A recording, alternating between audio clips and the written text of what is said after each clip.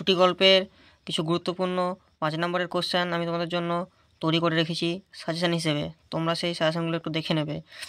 ছুটি গল্পের রচয়িতা হচ্ছে রবীন্দ্রনাথ ঠাকুর।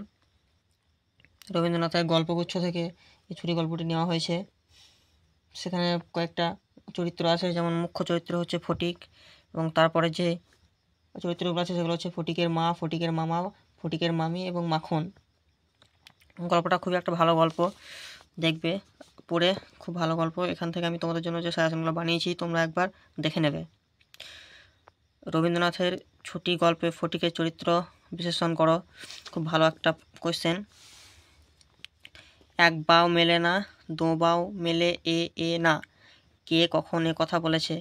এই উক্তির মধ্য দিয়ে লেখকের আসলে কি বোঝাতে চেয়েছেন? 2+3। এই প্রস্তাবে সম্পূর্ণ অনুমোদন করিল। কোন প্রস্তাব? কে অনুমোদন করিল? উদ্ধৃতি টাংশটির তাৎপর্য লেখো। এইরূপ উদাসীন্য দেখিয়া কিছু বিমর্য হইয়া গেল। কে বিমর্য হয়ে গেল এবং কার উদাসীন্যের কথাই বা বলা হয়েছে? উদ্ধৃত টাংশটির তাৎপর্য লেখো। ফের মিথ্যা কথা বলছিস? বক্তাকে কাকে উদ্দেশ্য করে সে কি মিথ্যা কথা বলেছিল? প্রকৃত সত্যই বা কী?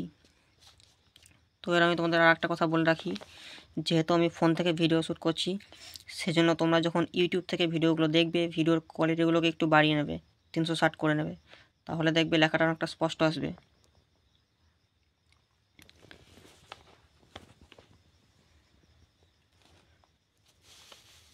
বিধবা এই প্রস্তাবে সহজেই সম্মত হইলেন। বিধবাটি কে এবং তার প্রস্তাবটি কী ছিল? তিনি এই প্রস্তাবে সম্মত হলেন কেন? 2+3। পরদিন প্রাতকালে আর ফটিককে দেখা গেল না। কেন দেখা গেল না? তার পরের ঘটনা সম্পর্কে লেখো। 2+3।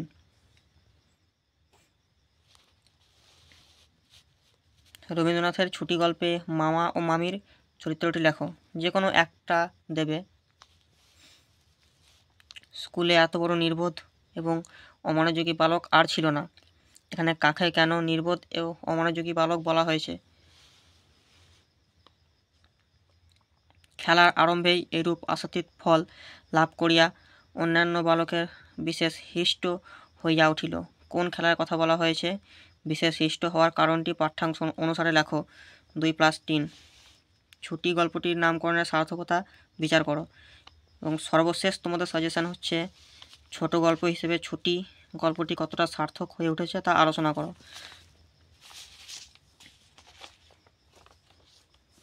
তো এই হচ্ছে তোমাদের 5 নম্বরের সাজেশন 12টি।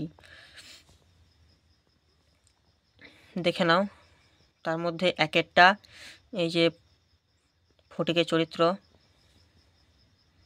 8 নাম্বার মামামের মধ্যে একটা চরিত্র, এই প্রস্তাবে সম্পূর্ণ অনুমোদন, এটা ছুটি গল্পের নামকরণের সার্থকতা বিচার, এটা, এগুলো খুব ভালো কোশ্চেন, ইম্পর্টেন্ট কোশ্চেন। তো আশা করা যায় এখান থেকে তোমরা কমন পেয়ে যাবে। তো আজকের ভিডিওটা এই পর্যন্তই। একটা লাইক, শেয়ার, কমেন্ট এবং সাবস্ক্রাইব করে দেবে। ধন্যবাদ বন্ধুরা, আবার এর পরের ভিডিওতে দেখা করব।